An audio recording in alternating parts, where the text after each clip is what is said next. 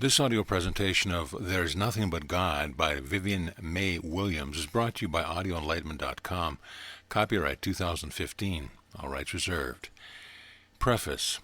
And I saw another angel fly in the midst of heaven, having the everlasting gospel, good news or glad tidings, to preach unto them that dwell on the earth, and to every nation, and kindred, and tongue, and people. Revelations 14:6.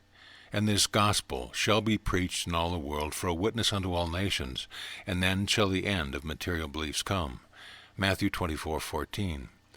Look unto me, and be ye saved, all the ends of the earth, for I am God, and there is none else.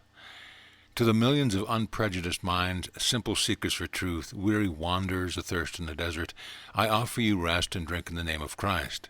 I bring the contents of this book as an oasis in the desert of mortal mind, to unburden you of the cross of deception and to crown you with the glory of your own immortal self. I accept no other authority than that of my own understanding.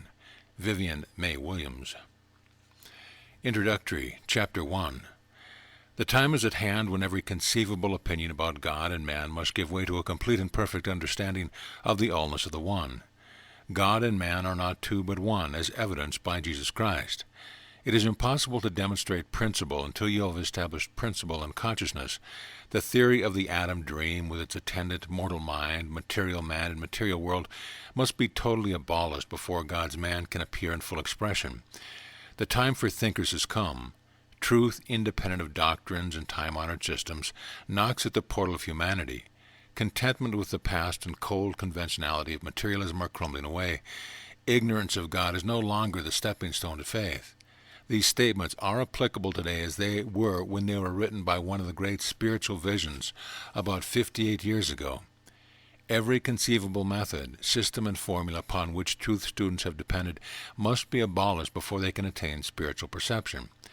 A dependence upon anything but mind is breaking the first commandment by having other gods before me. The everlasting gospel is being preached by those who are sufficiently advanced in spiritual consciousness to discern the nothingness of evil and the allness of good. The final trump is sounding the glad tidings, there is nothing but good. Be wise and listen, for then shall the end come. Nothing but the omnipotence of my own mind has enabled me to conceive and appreciate the ideas which have come to my consciousness throughout infinity. Therefore I claim that my mind has always been and is now my only thinker, actor, teacher, and leader. Several years ago I had a vision. I was wide awake when it occurred. I was standing on the shore of a sea of glass. On the opposite shore I saw the figure of Jesus, and I exclaimed, "This is the Christ." He smiled and bowed assent. Then I was conscious of a world of creation passing through the sea of glass without any signs of earthly conditions. The trees, for instance, had no roots nor earth attached. Every object of creation was passing through the sea of glass in a beautiful panorama of color and form, but without material accompaniments. The next thing I became conscious of was of myself standing on the same sea of glass, but there was no sense of solidity. I moved with perfect freedom, as though I was moving only in the consciousness of reality. Then I saw 3 marble steps suddenly appear before me. I ascended them, and my vision vanished. I was transformed. This vision revealed to me the 3 degrees of thought which every mortal must pass before he attains the Christ consciousness and understands that there is nothing but good. I saw the objects of creation replaced by the idea of soul as they passed through the transparent consciousness of mind. When the vision vanished, it ceased to be even an illusion, for nothing remained but my consciousness of reality.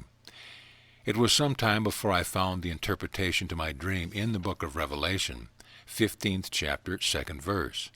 And I saw, as it were, a sea of glass mingled with fire, and them that had gotten the victory over the beast, materiality, and over his image, and over his mark, and over the number of his name, stand on the sea of glass, having the harps of God. I knew I had attained the 3rd degree, spiritual understanding, the Christ consciousness. This transparent state of mind enables me to see through the deception of so-called material world, mortal mind, and an atom dream. It gives me an absolute principle from which I analyze every conception and arrive at oneness God. It is the vision of the apocalypse in which I saw a new heaven and a new earth, for the first heaven and the first earth were passed away, and there was no more sea. My vision of the sea vanished, and nothing remained but awareness, pure substance, mind, good. Through this spiritual perception I discern the ideas which I commit to the readers of this book. Sincerely, Vivian May Williams.